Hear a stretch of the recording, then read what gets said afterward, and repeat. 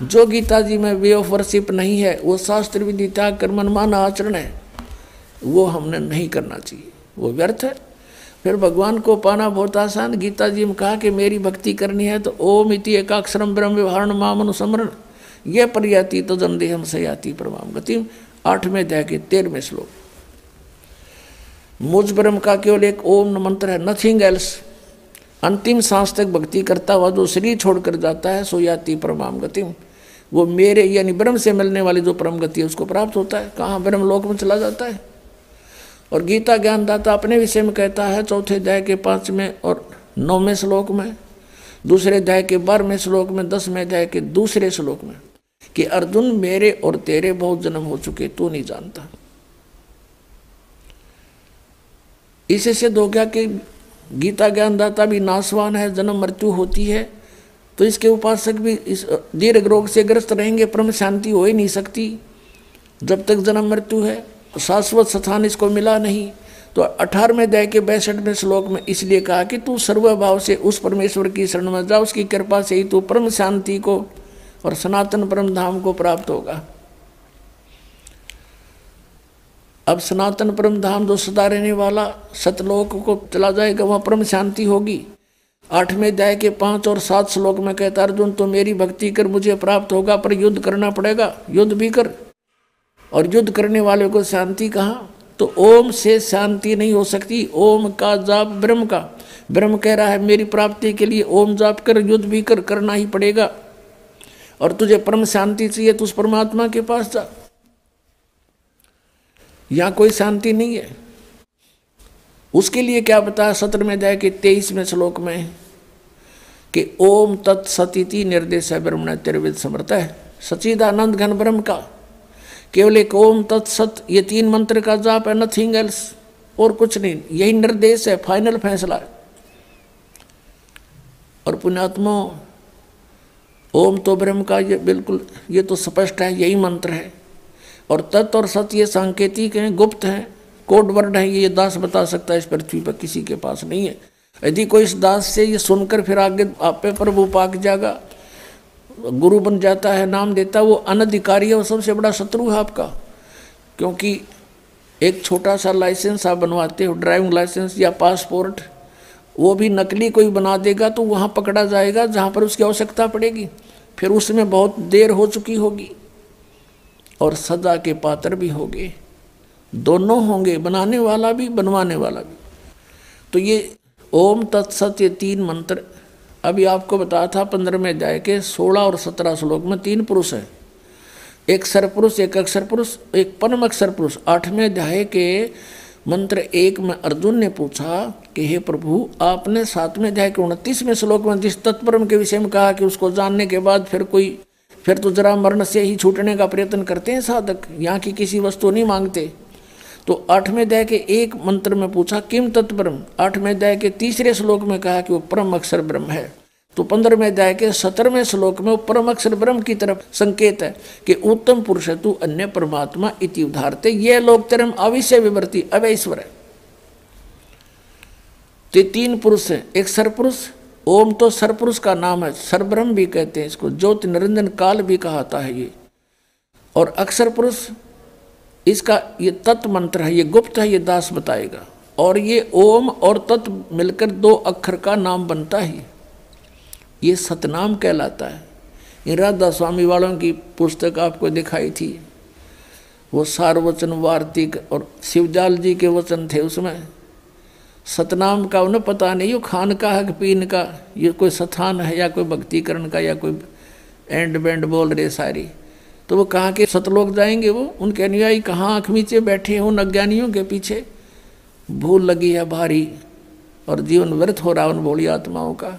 तो गीता जी में जो लिखा उसके अतिरिक्त हम जो साधना करते हैं वो शास्त्र विधि त्याग कर मनमाना आचरण है, उससे कोई लाभ होना ही नहीं। तो उस परमात्मा को जिसको हम पाने का प्रयत्न करते रहे और उसने स्वयं ही आकर ये ज्ञान बताना पड़ा। यहाँ क्या बताते हैं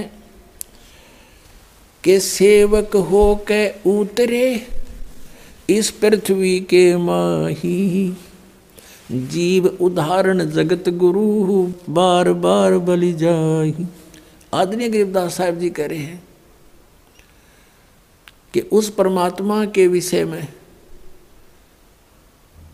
जो चारों वेद बताते हैं कि वो परमात्मा ऐसी लीला किया करता है, और ये अज्ञानी लोग उनको समझ नहीं सके क्योंकि इनकी साधना शास्त्र अनुकूल नहीं थी। और वेदों में लिखा कि वो परमात्मा सतलोक से चलकर आता है और कवियों की तरह आचरण करता है, और निराकार की तरह है वो, इनको निराकार निराकार कहने वाले। तो वेदों में जो ज्ञान है वो परमात्मा की महिमा लिखी हुई है, और उन वेदों में लिखी वर्णित जो व्याख्यान हैं उनके ऊपर कबीर देव, कबीर साहब, काशी वाले, बनारस वाले ये ही खरे उतरते हैं। तो यही हमारे भगवान हैं। तो परमात्मा पाने में जरा सी भी देर नहीं होगी। जब हमें ये विश्वास हो जाएगा कि ये परमात्मा है, सब वेद गवाही देते हैं, आंखों देखा संत गवाही देते हैं, और ये है way of worship, nothing else, फिर हमारे पास शेष बचेगा क्या? शंका जो है इस जीव की सबसे बड़ी शत्रु है। और जब तक शंका समाप्त नहीं होंगी भक्ति हम कर नहीं सकते, क्योंकि करते रहेंगे लेकिन बीच में कोई ना कोई आके आपको डिस्टर्ब कर सकता है कि ऐसा नहीं है, ये तो ऐसा है भगवान। आप जब शंका रहित नहीं हो तो उसकी मान लोगे। ऐसे हम अभी तक इन नकलियों के पीछे लगे रहे। किसी ने जरा सा कोई भिन्न सा ज्ञान सुनाया उसको छोड़ उसके पीछे, उसने जरा सा कुछ भिन्न ज्ञान सुनाया उसे छोड़ उसके पीछे, और अपना जीवन नष्ट कर गए, क्योंकि इनको कोई ज्ञान नहीं था इन ऋषि महर्षियों को। अब परमात्मा पाने के लिए ये पता होना चाहिए कि हमारा कौन भगवान है और कहाँ प्रमाण है। अब ये सैकड़ों प्रमाण दास ने दे दिए। जिन महापुरुषों ने भगवान मिले उनने यही नाम जपे, 2 अक्षर का सतनाम, एक ओम, एक ये तत् गुप्त है। जिनको मिल चुका है वो मंत्र उनको पता है सतनाम में दूसरा मंत्र कौन सा है। ये है 2 अक्षर का मंत्र, और ये सतनाम है। राधा स्वामी वालों को सतनाम का कह भी नहीं पता, ये कहाँ मोक्ष होगा। इसी कारण से शिवदयाल जी प्रेत बने और अपनी शिष्या बुक्की में बोल रहे हैं वो। अरे पुण्यात्माओं को आँख खोलो, इतना विद्वान पुरुष, आज परमात्मा ने ऐसी बुद्धि दे रखी आपको, क्या क्या बना लिए हैं, हवाई जहाज बना लिए, इंटरनेट बना लिए, कंप्यूटर बना लिए। जो बनाना था वो अभी शुरू भी ना किया है। हमने केवल इस मनुष्य जीवन से ये डले नहीं डोने थे, हमने मोक्ष कराना था, और उसकी बहुत आसान तरीका, कोई विशेष इसमें कार्य नहीं, काम भी करते रहो, चलते फिरते उठते बैठते इस मंत्र का जाप करना है, नथिंग एल्स, बकवास त्यागनी है। तो यहाँ क्या बताते हैं कि उस परमात्मा के विषय में, ओए होए, अब आंखों देखा वो संत जिनको भगवान मिले वो क्या कह रहे हैं, सेवक हो के उतरे, सेवक हो के उतरे, ऊपर ते आए नीचे उतरे,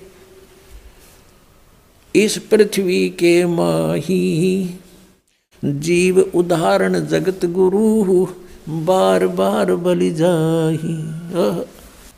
ऋग्वेद मंडल नंबर 9 सूक्त 86 के मंत्र 26-27 में, ऋग्वेद मंडल नंबर 9 सूक्त 82 के मंत्र 1, 2, 3 में, ऋग्वेद मंडल नंबर 9 सूक्त 20 मंत्र 1 में, ऋग्वेद मंडल नंबर 9 सूक्त 1 मंत्र 8, 9 में, ऋग्वेद मंडल नंबर 9 सूक्त 96 और मंत्र 16 से 20 में है, और भी अनेक स्थानों पे। और ऋग्वेद मंडल नंबर 9 सूक्त 94 के मंत्र 1 में ये स्पष्ट किया कि वो परमात्मा कवियों की तरह आचरण करता हुआ पृथ्वी पर विचरण करता है, घूमता है वो इधर उधर है, और सतलोक से चलकर आता है, दृढ़ अच्छे आत्मा को मिलता है और वो तत्व ज्ञान का उपदेश करता है। और परमात्मा स्वयं अपने सूक्ष्म वेद में कहते हैं, चारों युग में संत पुकारे, कूक कहा हम हेल रे, हीरे माणिक मोती बरसे ये जग चुगता ढेल रे। कि चारों युगों में उन संतों ने मेरी महिमा का गुणगान किया जिनको मैं मिला, और मैंने भी स्वयं आकर के ऊंचे स्वर में आवाज लगा लगा कर जनता को समझा, हीरे माणिक मोती बरसें, ये तत्व ज्ञान रूपी सत साधना रूपी अमृत हम बरसा रहे हैं, मोती बरसा रहे हैं। इनको ग्रहण करते नहीं है भोले भक्त, और ये डले ढो रहे हैं, ये जग चुगता ढेल रे, ढेल माने डले कंकर पत्थर इकट्ठे कर रहे हो, आन उपासना आन साधना के अन्य भगवानों की पूजा करके तुम डले ढो रहे हो, और हम हीरे मोती बरसा रहे हैं, इनको ग्रहण नहीं कर रहे, तुम निर्धन होते जा रहे हो। क्या बताते हैं, हमारा ज्ञान किन्हें ना सुनिया, ये पर भी लेन जात है दुनिया। कहीं पर आप देखते हो इन भ्रमित किए हुए अज्ञानी ऋषि संतों के द्वारा के फलाने स्थान पर कुंभ का पर्व होगा, वहाँ पर भी लगेगी, पर भी वो है इनकी 1 घंटा 1.5 घंटा स्नान का समय निर्धारित करते हैं किसी सरोवर तालाब या दरिया में, कि उसमें जो स्नान कर लेगा उसका बेड़ा पार हो जाएगा। ये कर रखा है ना ऐसा जुल्म। वहाँ बेड़ा पार नहीं, बेड़ा गर्क होता है। कैसे होता है, एक समय हरिद्वार के अंदर हर की पैड़ियों पर ये पर्व भी लगी थी। कुंभ के पर्व के ऊपर स्नान का समय निर्धारित किया था इन्होंने। वहाँ पर ये सभी त्रिगुण उपासक, रजगुण ब्रह्मा, सदगुण विष्णु, तमगुण शिव जी के उपासक, ये गिरी पुरी और नागा वैष्णो, ये कनपाड़े नाथ और बिना कनपाड़े, ये सारे वहाँ इकट्ठे हो गए स्नान के लिए। स्नान करने का जब समय आया, वहाँ क्या होता है, गिरी अलग ग्रुप में, पूरी अपने न्यारे ग्रुप में, नागा अलग से इकट्ठे हो जाते हैं, वैष्णो अलग से इकट्ठे हो जाते हैं। वहाँ से फिर स्नान करने के लिए चलते हैं अपने अपने मुखिया के पीछे। सबसे पहले नागा चले गए ऊपर भी नहाने के लिए, पर भी लेन मोक्ष प्राप्ति के लिए बेड़ा पार कराने गए थे नागा। सबसे पहले हर की पैड़ियों पर खड़े हो गए स्नान करने के लिए। पीछे से आगे ये सतगुण विष्णु जी के उपासक वैष्णो साधु आए। उन्होंने कहा, अरे नागाओ, पहले हम स्नान करेंगे, हम सर्वश्रेष्ठ हैं, तुम बाहर आओ, अभी स्नान नहीं करना तुमने। वो तैयारी पकड़ रहे थे स्नान करने की। नागा कहने लगे, नहीं, हम सर्वश्रेष्ठ हैं, हम त्यागी और बैरागी हैं, हम कोई वस्त्र तक भी नहीं तन पर रखते, हमको नी इच्छा फिरते हैं, हम सर्वश्रेष्ठ हैं, हम प्रथम स्नान करेंगे।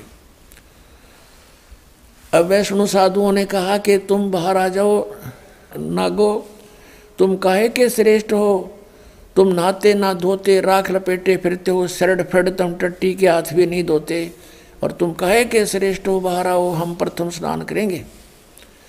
इस बात का दुख माना उन्होंने, नागाओं ने, और दोनों आपस में झगड़ा शुरू हो गया। वैष्णो साधुओं का, सतगुण विष्णु के उपासकों का, और तमगुण शिव जी के उपासक नागाओं का आपस में लठबाज गया, झगड़ा हो गया। और वहाँ लगभग 25,000 ये त्रिगुणोपासक कटका मर गए वहाँ पर भी लेन गए थे, बेड़ा पार करान हो गया, बेड़ा गर्क। तो यहाँ परमात्मा कहते हैं, तीर तुपक तलवार कटारी, जमदड़ जोर बदावे हैं, हर पैड़ी हर हेत न जाण्या, वाजा करद चलावे हैं, काटे शीस नहीं दल करुणा, ये जग में साध कमावे हैं, और जो जन इनके दर्शन को जावे, उनको भी नरक पठावे हैं। काटे शीस नहीं दल करुणा, और ये जग में संत को आवे हैं, हर पैड़ी हर हेत नहीं जाना, वाजा तेग चलावे हैं। हर की पैड़ी कहें, भगवान का स्थान कहो, भगवान की छाती पर ये कुकर्म कर दिया, 25,000 कटका मर गए। लेली पर भी टिंडे वहाँ पर, ये है इनके तीर्थ स्थान नहाने के। और किसी को मना करता है तो इन्होंने कहा, हमारी तो भावनाओं को ठेस पहुँचा दिया। अरे ये कोई भावना हुई? अब जैसे कोई बालक, कोई बिजली का तार टूटा पड़ा है, उसमें स्पार्किंग हो रही है, बच्चा उसको आतिशबाजी जानकर पकड़ने जा रहा है, और कोई बुद्धिमान व्यक्ति उसको देख रहा है, उसको भाग कर उठा कर उस बच्चे को उसकी जान बचा देता है। बच्चा रोता है क्योंकि उसकी भावनाओं को ठेस पहुंचा है। वो तो उसको पकड़ना चाहता था और उसको पता था उस भद्र पुरुष को कि ये मर जाएगा, तो उसकी भावनाओं को वहाँ ठेस पहुँचाना अनिवार्य था। तो इस दास का उद्देश्य यही है। इसको अगर तुम ठेस मानते हो तो ठेस सही, पर तुम्हारी जान बचेगी ना, सारी वीरान मट्टी होगी आपकी, क्योंकि शास्त्र विरुद्ध साधना करके। तो यहाँ क्या बताते हैं, चारों युग में संत पुकारे, कूक कहा हम हेल रे, हीरे माणिक मोती बरस, ये जग चुगता डेल रे। अब चारों वेदों में ये प्रमाण है कि वो परमात्मा ऊपर सतलोक में रहता, तीसरे मुक्ति धाम में, और वहाँ से चलकर आता है गति करके बिजली जैसी गति से। और जैसे विद्युत अपने आकर्षण वाली वस्तु पर गिरती है, ऐसे ही वो परमात्मा अपनी प्यारी उस श्रेष्ठ दृढ़ भक्त आत्मा को ही आकर मिलता है, वहीं आकर वो उपस्थित होता है और फिर उसको ज्ञान सुनाता है, उपदेश देता है, तत्व ज्ञान से परिपूर्ण करता है। फिर वो प्यारी आत्मा आगे उनको परमात्मा से प्राप्त ज्ञान को जनसाधारण तक पहुंचाने की पूरी चेष्टा करता है। उनमें से कौन कौन है वो दृढ़ भक्त और अच्छी आत्मा है जिनको परमात्मा मिले इस कलयुग में? आदरणीय मुरुगदास साहिब जी, आदरणीय धर्मदास साहिब जी, आदरणीय मुरुगदास साहिब जी, ये अरोड़ा जाति से थे, खत्री जाति से, किसान थे। और आदरणीय दादू साहिब जी, आदरणीय नानक साहिब जी, दो सिख धर्म के प्रवर्तक हैं, लेकिन ये भी कालूराम मेहता खत्री यानी अरोड़ा जाति से ही थे और सिख धर्म के प्रवर्तक यही माने जाते हैं। आदरणीय दादू साहिब जी, आदरणीय गरीबदास साहिब जी, गांव छुडानी, जिला झज्जर, हरियाणा वाले, जिसके उपलक्ष्य में ये शुभ समागम हो रहा है। जिस दिन परमात्मा कबीर साहब सतलोक से चल कर आए थे, वो सतपुरुष और अपनी उस दृढ़ भक्त अच्छी आत्मा गरीबदास जी को मिले थे, सचखंड दिखाया था और वापस छोड़े थे। ये वही समागम हो रहा है। आदरणीय गीसा दास साहिब जी, गांव खेखड़ा, जिला मेरठ, उत्तर प्रदेश वाले, इनको भी ऐसे ही मिले थे और 3 दिन तक इस गीसा साहिब जी का भी ऐसे ही स्थिति रही थी, बेहोश पड़े रहे थे। गरीबदास साहिब जी को भी 8-7 घंटे तक ऐसे ही मृत मान लिया गया था और ऐसे दादू साहिब जी भी 3 दिन तक बेहोश पड़े रहे थे। ऐसे ही नानक साहिब जी भी 3 दिन तक उनको अंतर ध्यान कर दिया गया था, उनके शरीर को कहीं रख दिया गया था परमात्मा द्वारा और सचखंड दिखाकर, सतलोक दिखाकर अपने से परिचित करके बेई नदी से लेकर गए थे, फिर वापस छोड़ दिया था। उसके बाद उस महापुरुष ने अपनी नौकरी त्याग दी, परमात्मा का प्रचार किया, 12 वर्ष तक घूम घूम के परमात्मा से प्राप्त ज्ञान का, और फिर 16 वर्ष तक बैठ के अपने घर पे साधना की। परमात्मा ने संकेत कर दिया था कि बहुत हो गया, अब अपनी भक्ति करो, पीछा छुटवाओ, अब आने दो समय, फिर देखेंगे। अभी सतनाम उनको दे दिया था आदरणीय नानक साहिब जी को, लेकिन आगे ना देने की प्रतिज्ञा करा दी थी कि किसी को नहीं बताना अभी, नहीं तो इन काल के दूतों नकली पंथों के हाथ में लग जाता है सतनाम 2 अक्षर का। आज इन्हें कह खगा भी को नहीं पता सतनाम है क्या, परमात्मा ने ऐसा गुप्त रखा और आपके लिए खजाना खोल दिया। अब इस एक सेंटेंस, एक पवित्र वाणी को आपके समक्ष सरलार्ज करने के लिए कितना उदाहरण देने पड़े। कौन सी वाणी को? ओए होए, सेवक होकर उतरे इस पृथ्वी के माही, जीव उदाहरण जगत गुरु, बार बार बलि जाही। पुण्यात्मा, आप तो बालक हो और काल के इस नकली सुख की भांग पिए पड़े हो।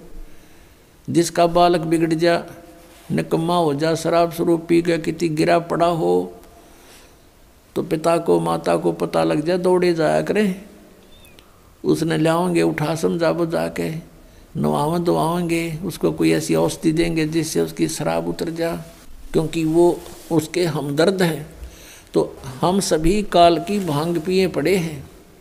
कबीर साहब कहते हैं, कबीर ये माया अटपटी, और सब घट आन अड़ी, किस किस न समझाऊं या कुआ भांग पड़ी। सब एक प्रकार की बातें बोलते हैं, इनमें माया दिखाई देती है और कुछ भी ना दिखता। इनको मालूम है कि वो व्यक्ति करोड़पति था, 1 सेकंड में मृत्यु होगी। अब कहाँ गया वो करोड़पता, उसके साथ कहाँ गई वो माया। सर्व सोने की लंका थी वह रावण शेरण धीरम, एक पलक में राज विराजी फिर जम के पड़े दंजीरम। परमात्मा कहते हैं भक्ति ना क्या होता है, ये भ्रम रहा संसार। एक रति कंचन पाया नहीं रावण चलती बार। रतन एक रति कंचन 1 ग्राम गोल्ड भी नहीं प्राप्त कर सका, सारी सोने की लंका बना रखी थी, जाते समय कुछ नहीं लेकर जा सका।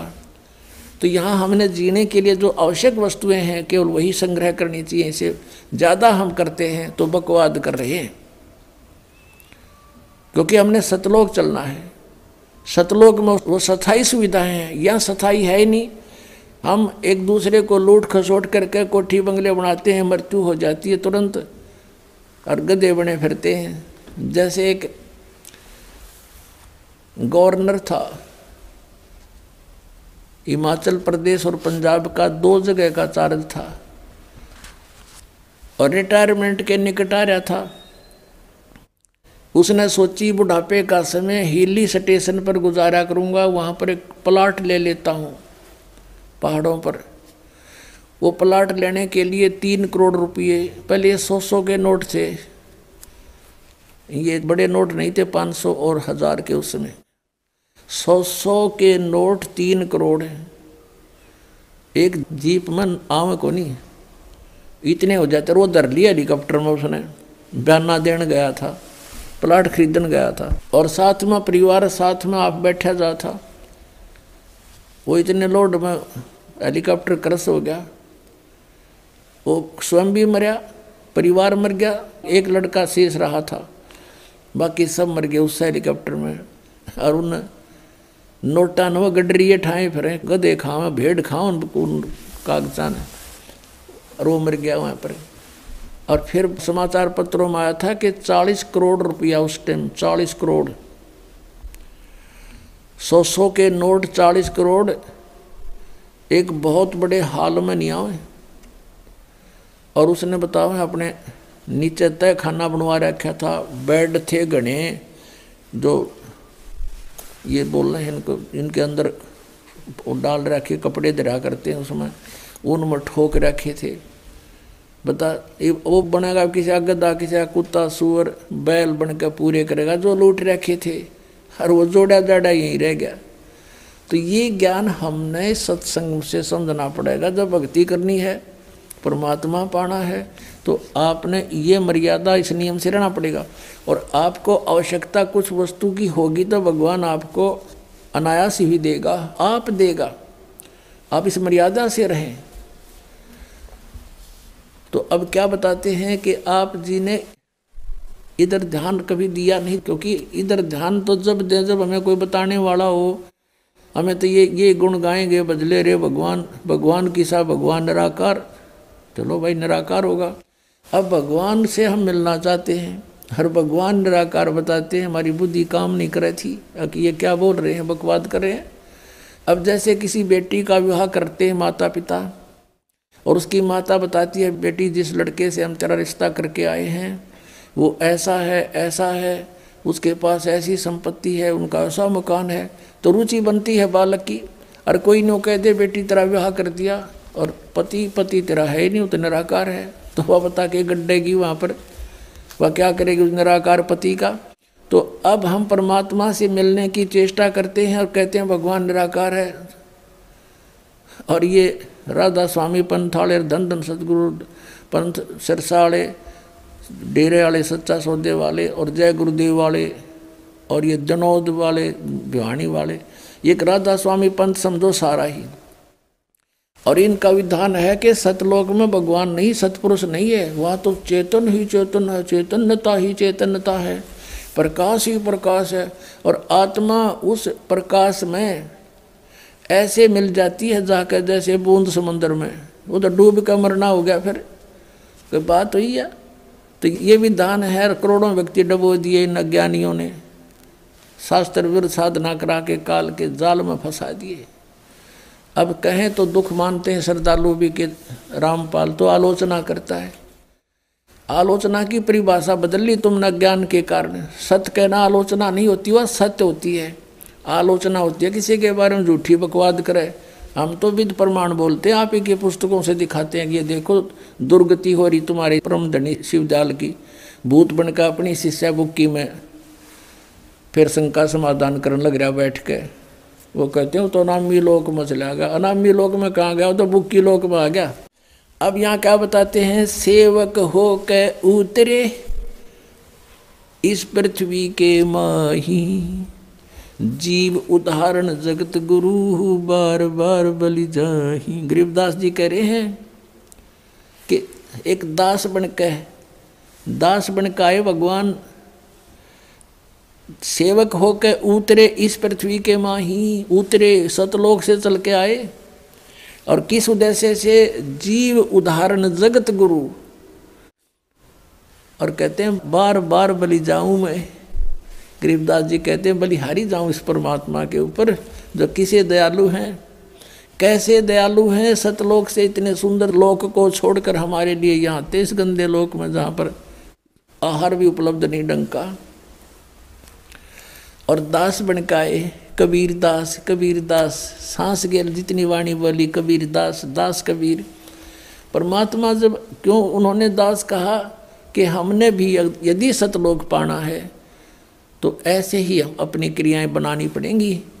यहाँ पर कोई भी जिसने अपने आप को स्वामी माना है वो पेटे हैं अंत में। किसी राजा को देख लो, इन हिरण्यकशिपु को देख लो और रावण को देख लो, भक्ति करना और साथ बकवाद नहीं चलेगी। अब रावण जैसी साधना कोई नहीं कर सकता। यहाँ से धड़ काट कचड़ा आदि भगवान के निमित्त समर्पित कर दिया, लेकिन कुठोड़ कुपात्र के स्थान कुपात्र को दे दिया, वो शीश सुपात्र को देता तो लाभ होता। शिव की उपासना तमोगुण की करके राक्षस कहलाया। गीता जी अध्याय नंबर 7 के श्लोक 12 से 15 में स्पष्ट किया है। तीनों गुणों की उपासक रजगुण ब्रह्मा सदगुण विष्णु तमगुण शिव जी की जो साधना करते हैं वो राक्षस स्वभाव को धारण किए हुए मनुष्यों में नीच दूषित कर्म करने वाले मूर्ख, वो मेरी भक्ति भी नहीं करते, गीता ज्ञानदाता कहता है। तो इस प्रकार ये भक्ति भी करते थे, दास नहीं बने, तो अंत में क्या हुआ इनके साथ? तो यहाँ क्या बताते हैं? सेवक हो के उतरे और इस पृथ्वी के माँ जीव उदाहरण जगत गुरु बार बार बलि जाम। अपने प्यारी आत्माओं का उद्धार करने के लिए वो जगत गुरु यानी सबका गुरु, सबको तत्व ज्ञान देने वाला केवल एकमात्र कबीर जी हैं और वही परमात्मा है। अब फिर बताते हैं वो कहाँ आए? काशीपुरी कष्ट किया उतरे अदर आधार यानी ऊपर तो नीचे आए। मोमन को मुजरा हुआ वहाँ जंगल में दीदारे। मोमिन यानी उस नीरू नामक मुसलमान जुल्हे को परमात्मा ने जंगल में दर्शन दिए लहर तारा तालाब पर। अब उस परमात्मा का कितना सुंदर शरीर था। कोट कर्ण शशि भाने शुद्ध आसन अदर विमाने, परसत पूर्ण ब्रह्म को शीतल पिंड और प्राणी। अब परमात्मा का कहते हैं ऊपर आसन अधर विमान। सतलोक में तो उस परमात्मा का ऐसा शरीर है, करोड़ सूर्य करोड़ चंद्रमा, ऐसी शोभा है। कोट किरण शशि भाने शुद्ध, शशि माने चंद्रमा, भानु माने सूर्य। कोट किरण शशि भाने शुद्ध वो आसन अधर विमाने। और वही परमात्मा फिर कहते हैं बालक रूप में परसत पूर्ण ब्रह्म को शीतल पिंड और प्राण। कहते हैं माई का नीरू ने जब परमात्मा को सीने से लगाया, कहते हैं उसके प्राण आत्मा में एकदम शांति छागी, जैसे जले हुए पर बर्फ रख दी जाती है, एकदम शांत कर देता है। फिर क्या बताते हैं? गोद लिया मुख चूम कर हेम रूप झलकनते, जगर मगर काया करे जैसे दमके पद्म अनंत। उस माई ने शिशु रूप धारी बालक को कहते हैं मुँह चूम्या, गोद में लिया और परमात्मा का कैसा रूप था? हेम रूप झलकंत। हिम, हिम माने बर्फ। और परमात्मा कबीर जी बालक रूप में कैसा सुंदर शरीर था, कहते बर्फ जैसा सफेद शरीर। जैसे कोई कपड़ा लेने जाते थे ना दुकान पर, तो यूं कहा करते, भाई स्नो वाइट कलर देना। स्नो वाइट माने बर्फ जैसी सफेदी वाला। तो यहाँ कहते हैं गोद लिया मुख चूम के और हेम रूप जलकंत, हिम की तरह झलक रहे थे परमात्मा। और जगर मगर काया करे जैसे दमके पद्म अनंत। इतना सुंदर शरीर मालिक है, जगमग जगमग काया करे जैसे नरे पद्म चमक रहे हों। इतना सुंदर नूर था दाता का। फिर ये सा रूप दिखा के फिर बालक के रूप में हो गए। अब नीरू स्नान करके बाहर आया और नीमा उस बालक के प्यार में इतनी मदहोश हो गई थी, वो सब सुध बिसरा बैठी थी। बार बार कभी ऊपर को देख रही थी, कभी बालक के मुख को देखकर सो शुक्र मना रही थी, गदगद हो रही थी और झूम रही थी। अब उसने देखा कि नीरू ने अपना आइडिया लगाया कि पहले हम हिंदू थे, हमें बाई फोर्स मुसलमान बना दिया। अब हिंदुओं से हमारा लिंक नहीं, मुसलमानों में ऐसी अभी कोई हमारी पकड़ नहीं। अब हम इस बच्चे को घर ले जाएंगे, लोग कहेंगे कहाँ से लाए, हम कहेंगे कमल के फूल पे।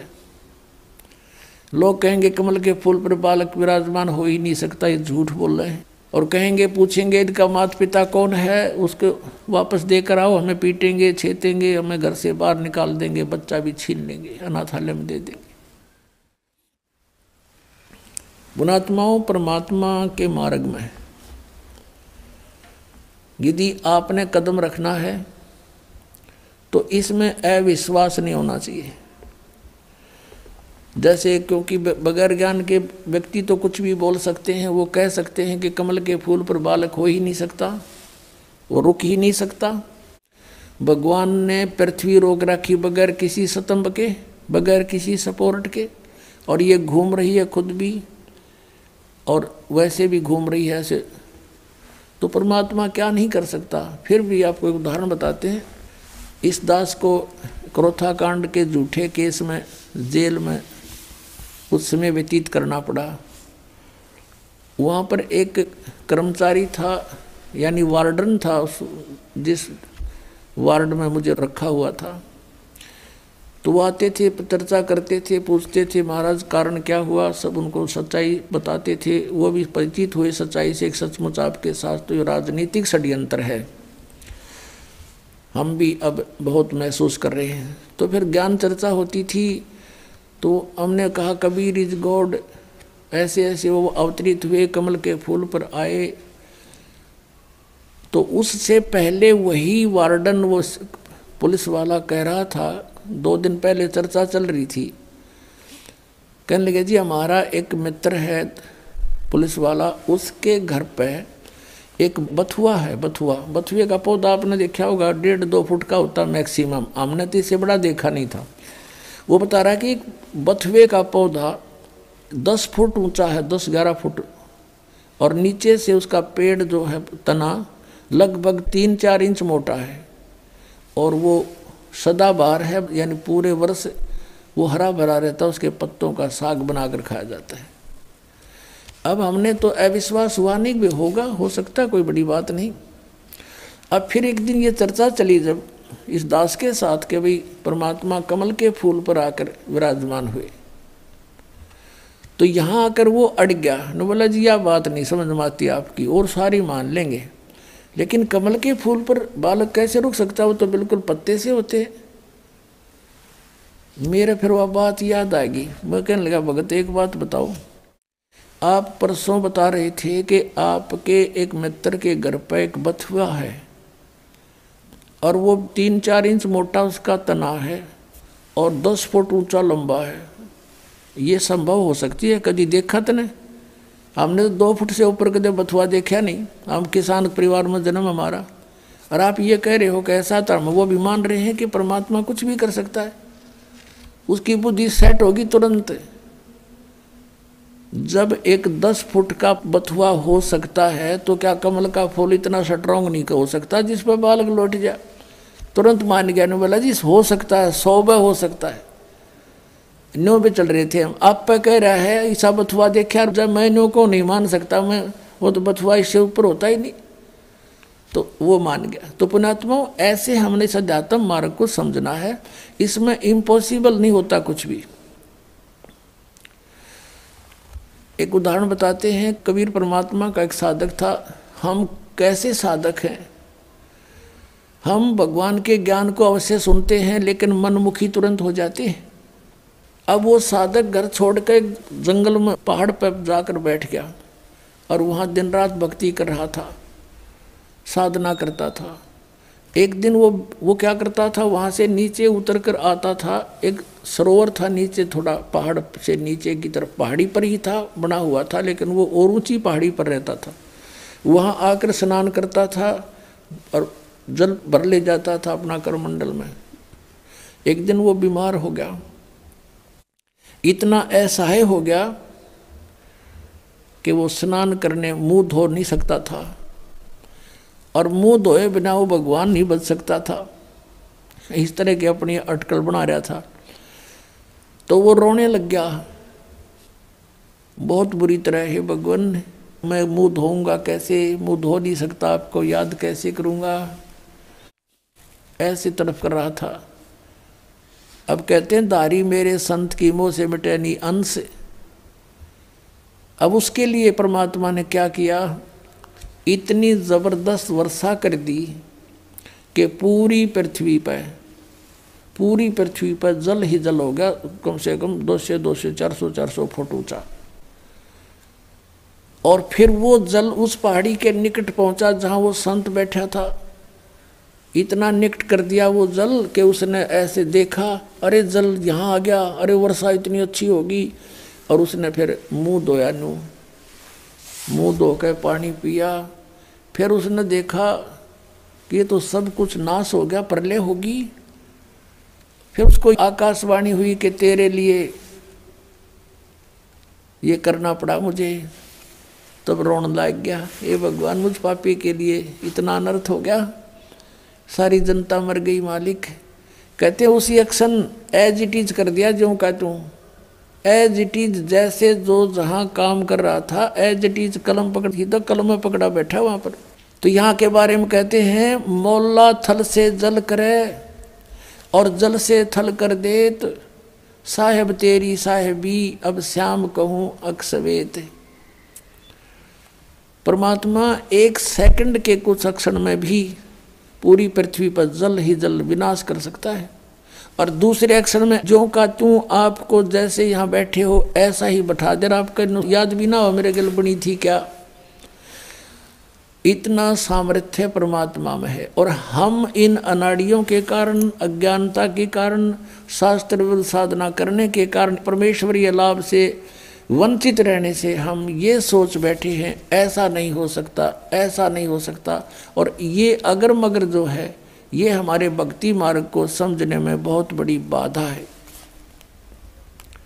परमात्मा के मार्ग में कभी भी अविश्वास नहीं होना चाहिए। एक कथा सुनाता हूँ। इस दास को जब तक ये ज्ञान नहीं प्राप्त हुआ था तब ऐसे ही कोई जैसा भी कोई ज्ञान देता उसको उसका सच्चाई लगता था हमें। हमारे घर पे हमारे किराए के ऊपर एक आर्य समाज का एक व्यक्ति रहता था। वो टीचर था, वो शास्त्री बताता था अपने आप को, और बहुत अच्छी नेक आत्मा था, बोलन बतलाने का स्वभाव ठीक था उसका। तो फिर मुझे उपदेश प्राप्त हो गया। पहले जब हम चर्चा करते थे उससे तो वो कुछ भी कह देता था, उसकी बात को मानते थे। वो महर्षि दयानंद का पुजारी था। जब दास को ये ज्ञान हुआ, सन 1988 में नाम प्राप्त हुआ, तो 1989 में 1 वर्ष बाद दास ने क्या सोचा कि ये भक्ति बोध जो आपको देते हैं मंत्र, ये नित्यनेमकरण की पुस्तक, ये छपवाई। इस दास ने कुछ पुस्तक छपवाई 2000 या जैसा भी, और वो छपवाई इसलिए थी कि गुरुदेव को दे देंगे और वो अब भक्तों को आगे फ्री बांटते हैं। अब वो जब वो ऊपर एक हमने पूजा सतल बनाया था 15 बाई 5.5 का, गैलरी के ऊपर अलग से सेपरेट बनाया था। उसमें खिड़कियां लगाई थी, एक शीशा टूटा हुआ था। उन खिड़कियों के बाहर की साइड में लोहे की जाली लगानी थी, ये मच्छरों से बचाने की होती है ना जालियां, लोहे की जाली। तो ये दास से उसका साइज नाप के ले गया। वो थी, चौड़ाई तो थी 2 फुट 8 इंच, ऊंचाई थी 4 फुट। अब 2 फुट 8 इंच मैंने ऐसे 2 और फिर डैश ला के 8 इंच के ऊपर 2 डैश ला के अपनी इस इंजीनियरिंग भाषा में लिख रखी थी। वो तो आम आदमी भी ऐसे लिखता है। तो वो जा कर के मैंने एक लोहे वाले दुकानदार से दे दी कि भाई ये जाली तैयार कर दे इस साइज की। मैं कुछ और सामान ले आता हूँ, स्कूटर ले रखा था मैं, छोटा 2 व्हीलर मोटरसाइकिल टाइप। मैं सामान आगे से कुछ और लेकर आया तो उन्होंने उसके नौकर ने वो जाली काट के पैक करके रखी, उसकी पेमेंट करके दास चल पड़ा। घर पे आया, बड़ा लड़का छोटी उम्र का था, 13-14 वर्ष का होगा, और एक और किराएदार रहता था वहीं पर, बिहार साइड का था वो। उनसे कहा कि भाई तुम दोनों जने ऐसे करो, ये जाली लगा दो। उसमें सिर्फ लगा के कील ठोकनी थी और कुछ नहीं करना था। तो वो दोनों लगाने लगे, वो जाली लगाने लगे तो वो चौड़ाई में छोटी थी 8 इंच, उसके काटने में फर्क रह गया। धोखे से 2 फुट 8 इंच की बजाय 2 फुट काट दी और ऊंचाई से ही काट दी। उन्होंने मुझे बताया, लड़के ने फिर उसने दोनों ने कहा जी ये जाली तो छोटी है। मैं भी छोटी कैसे हो सकती है, मैं नाप के देख रहा हूँ नाप। मेरे सामने उन लगा के दिखाई 8 इंच छोटी। फिर मैंने ऐसे करके देखा, मैं कदे दूसरी तरफ तला दी, वो यूँ तो फिर और ज़्यादा अंतर था। दूसरी फिर देखा, दूसरी भी ऐसी। अब वहाँ जहाँ मकान बना रखा था शहर, वहाँ से काफ़ी दूर था, 3-4 किलोमीटर की दूरी पर। मैंने सोचा फिर देखेंगे, अब समय नहीं है। सुबह उठकर जल्दी अपनी ड्यूटी पर चला गया। उनने पीछे से उठा कर वह स्टोर में फेंक दी, उनकी माँ ने जाली। अब फिर ऐसे ही फिर कुछ दिनों के बाद क्या किया, पुस्तक छपवाई भक्ति बोध, और वो ऊपर रख दी उस पूजा स्थल में, तख्त के ऊपर। कुछ दिन के बाद क्या देखा कि शीशा फूटा हुआ था खिड़की एक साइड का, उसमें से चूहे घुस के उनको काटना शुरू कर रखा। तो फिर मेरे दिमाग में आई कि वो जाली जो 2 थी, उन दोनों को एक पर लगा देते हैं फिलहाल, फिर देखेंगे। कुछ समय नहीं था, कुछ ऐसा लीला मालिक की थी, यो खेल खेलना था इस दास के साथ। तो मैंने उन बच्चों से कहा कि भाई ऐसे करो, वो जाली जो छोटी थी कहाँ जी, वो ऊपर रखी है स्टोर से निकाल के, इन दोनों को ऊपर ओवरलैप करके एक खिड़की को कवर कर दो, इसमें से चूहे घुसते हैं। और पुस्तक काट दी भगवान की। उन्होंने कहा ठीक है जी। मैं चला गया अपनी ड्यूटी पर। तो शाम को मुझे चिंता थी कि नहीं लगा रखी होगी तो बच्चों से लगवाऊंगा। तो क्या देखा कि एक जाली लगा रखी है, एक जाली नीचे पड़ी है। अब मैंने देखा कि वो एक ही जाली पूरी पूरी लगी हुई है और कुछ एक्स्ट्रा लटक रही है। मैंने उनकी माँ से पूछा कि ये जाली वही है या कोई और चेंज करवा लाए बच्चे। उसने कहा जी मैं सुबह से इसको कह रही थी भाई तू लगा दे, इस जाली को लगा लो, तेरा पापा फिर नाराज होगा। और ये मान नहीं रहा था, खेलने चला गया। अब आया था 20 मिनट पहले और मैंने उतार के ये अभी दी थी इनको। वही किराएदार जो अनिल नाम था उसका, बिहार का रहने वाला था, उन दोनों ने सीढ़ी लगा करके वो एक साइड में लगा दी थी और वो एक लादी एक पड़ी। मैंने कहा ये जाली तो छोटी थी। अब उनका ध्यान नहीं इतना और मेरा कलेजा पकड़ लिया। मैंने कहा बच्चा कहाँ है? वो बुलाया, दोनों इकट्ठे करे कि भी सच्ची बताओ। मैंने लड़के से कहा मेरे सिर पर हाथ रख के और कबीर साहब की कसम खा बेटा कि तू और नहीं लाई जाली। अगर नहीं पापा अभी मेरी मान उतार के नीचे डाली है। अरे ने पूछ लो अभी लगाई हमने। फिर मैं उनको याद दिलाया कि ये छोटी थी जब तुम पहले लगा रहे थे साल भर पहले। 8-9 महीने पहले कहा, ये छोटी थी, बिल्कुल छोटी। दोनों को याद आ गया, अरे ये कैसे पूरी होगी, कम ने नहीं पता।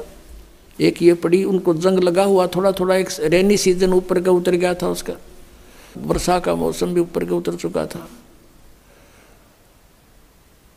अब पुण्यात्माओं, वो दिन है आज, ये दृढ़ हो गया इस दास को कि परमात्मा जो चाहे सो कर सकता है। हमने सुना था द्रौपदी का चीर बढ़ा दिया, परमात्मा ने दास की लोहे की जाली बढ़ा दी।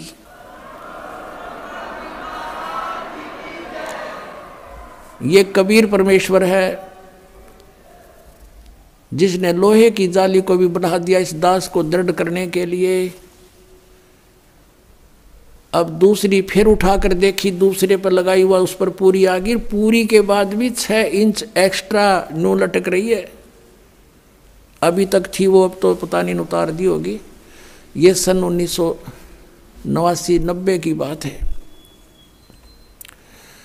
अब पुण्यात्माओं, उस दिन के बाद इस दास का जीवन बदल गया कि परमात्मा जो चाहे सो कर सकता है।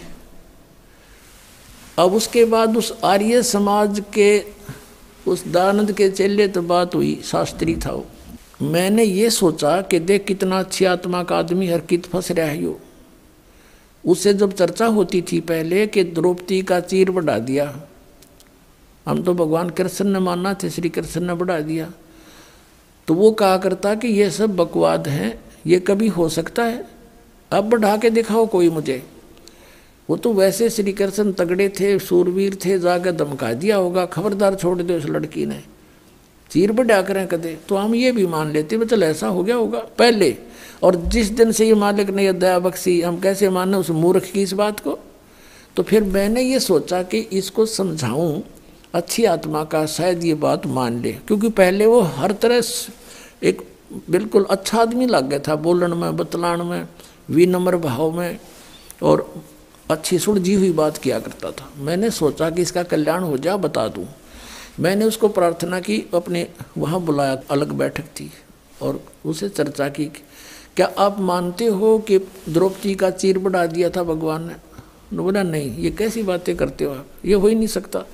मैंने कहा जी देखो, वो तो चलो पुरानी बात होली, हुआ या ना हुआ, लेकिन मेरे सामने हो गया, ये मेरी लोहे की जाली बढ़ गई, और 8 और 6 14 इंच बढ़ गई है लोहे की जाली। ने बोला मैं नहीं मानता। मैंने उनकी बच्चों की माँ बुला ली, वो दोनों बच्चे बुला लिए कि बताओ भाई कैसे हुआ। उन्होंने सारी बता दी, सच्चाई ऐसे हुआ। ने बोला मैं नहीं मानता, अब करके दिखाओ। अब बता भाई, कौन समझाओ सनाडी ने। मैं चुप हो गया, मैं तो और लाल आँख होगी कुत्ती, कहते इतना शरीफ दिखे था, और कुत्ती बहुत ज़्यादा यानी क्रोधित सा हो गया। हमने सोचा भाई क्यों ये लड़ पड़ेगा, चुप हो गया मैं नहीं बोला। फिर मैं इस बुद्धू ने भी क्या बताऊँ, हम 4-5 जने गवाही दे रहे हैं, हर एक उस अज्ञानी महर्षि की बात पड़ा बैठा है। उसने ये देखा कि भाई ये कुछ महसूस कर गया, बोला नहीं, मैं बोला नहीं, फिर क्या बोलूँ, पसूत है। मैं चुप हो गया। उसने सोचा भाई जैसा भी उसके मन में आया, फिर वो बोला देखो आप इंजीनियर हो, एजुकेटेड हो, कोई मूर्खों को तो बहका भी दे, ऐसी बातें कर दे, आप कैसी बातें कर रहे हो। देखो मैं बताता हूँ महर्षि कैसे होते हैं। एक बार महर्षि दयानंद योग अभ्यास कर रहा था एक बंद कमरे में, आसन पद्म लगा के, और वो जमीन से ऐसे उठता था और छत के सिर लगा के वापस आ जाता था। ऐसे कर रहा था। रसोईया गया भोजन के लिए प्रार्थना करने, उसने झांकी से देखा, खिड़की से देखा, महर्षि दयानंद ऐसे जा रहा था, ऊपर छत के सिर लगा के वापस आ रहा था। उसने औरों को बुलाकर दिखाया, देखा ऐसे होते महर्षि। मैं बोला झूठ, कति झूठ, तू करके दिखा।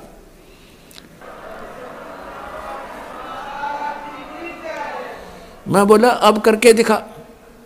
ओडे का मुंह हो गया, ने हो गया तू घना सियाना बना दिया कबीर पंथिया ने, वो पहले वाला रामपाल ना रहा, मैं पहले वाला ना रहा, मैं तारे मूर्खा ही सारी बात मान्या करता। मेरी आंखों के साथ भी तेरी, तू अब भी उसी घिसी पिटी बातों को बोल रहा है। तो पुण्यात्माओं, परमात्मा के मार्ग में अविश्वास नहीं होना चाहिए। एक दो साधक थे, एक 40 वर्ष से साधना कर रहा था, बड़ी बड़ी दाढ़ी बढ़ा रखी, बैठक पति परमात्मा प्राप्त दिखाई देता। एक 4 वर्ष से साधना प्रारंभ की थी, नौजवान बच्चा था। एक देवदूत आता था भगवान के दरबार से, उन दोनों से मिलता था, घंटों भगवान की बातें चर्चा करके दोनों से। वो रहते थे अलग अलग, एक इधर एक दूसरी पश्चिम में, एक पूर्व में, गांव के नगर के। दोनों के पास चर्चा करके जाता था। एक दिन उस देवदूत ने भगवान से कहा, भगवान विष्णु से, कि भगवान आपके 2 भक्त बड़े अटल हैं, आपके ऊपर पूरा विश्वास करते हैं। विष्णु जी ने देखा, ध्यान दृष्टि से कहा कि नहीं, उनमें से एक भक्त है, एक भक्त नहीं है, वो ढोंग कर रहा है। तो देवदूत ने कहा कि भगवान वो होगा जो अभी 4 वर्ष से लगा है, कि नहीं, जो बहुत पुराना लगा हुआ है वो भक्त नहीं है, वो विश्वासी नहीं है। देवदूत को ये समस्या आ गई कि शायद भगवान ने समझा नहीं होगा ढंग से। कहने लगा, जी इधर पूर्व की साइड में बैठा है ना, वो दाढ़ी बड़ी बढ़ रही है, बड़ा वो है, 40 वर्ष से लगा हुआ, आपका पक्का भगत है। कहने लगे, वही तो भगत नहीं है। भगवान बोले। अब वो देवदूत उसके मुंह का नहीं देखा, मालिक के मुंह का नहीं, भाई कैसे बोल रहे हैं परमात्मा। तो विष्णु ने कहा कि आपको मेरी बात पर विश्वास नहीं हुआ। देवदूत ने कहा, भगवान ये तो नहीं हो सकता कि आपकी बात अविश्वसनीय हो, लेकिन मेरी बुद्धि छोटी है, ये काम ना कर रही। तब विष्णु जी ने कहा कि आज तू थोड़ा सा देर से मिलने जाना उनको, और वो कारण पूछे तो उनको ये बताना। अब ठीक है। वो सबसे पहले गया तो उससे के पास, जिसने सही भगत मानना था, 40 वर्ष से भक्ति कर रहा था, उसके पास गया तो उसने पूछा उस बड़े भगत ने कि देवदूत आज तो बहुत देर कर दी, 2-3 घंटे लेट आए, क्या बात होगी, स्वस्थ तो हो। तो देवदूत ने कहा कि भगत क्या बताऊं, आज तो भगवान ने ऐसी अनहोनी कर दी। परमात्मा ने दिन के 1 बजे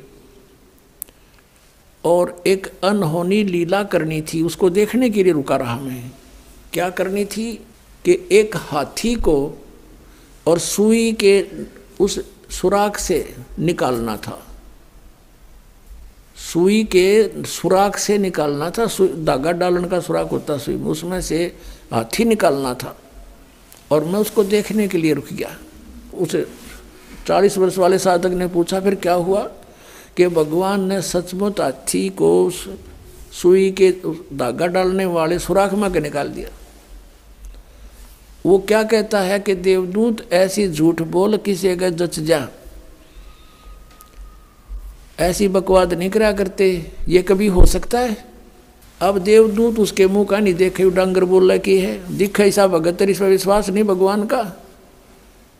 वो तो उठ कर चल पड़ा, भाई भगवान ठीक कह रहे थे, ये तो नरा पशु है, खाम खांडले ढो रहा है। जब इसने न विश्वास नहीं, भगवान क्या नहीं कर सकता, फिर क्या फायदा इस भक्त का।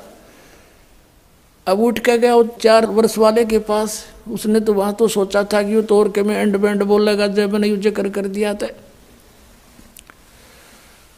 अब उसने भी यही प्रश्न किया कि देवदूत आपकी इंतजार कर रहा था, पलक बिछाए बैठा था, आएंगे आप, आते हो, चर्चा हो जाती है परमात्मा की, दिल लगता है।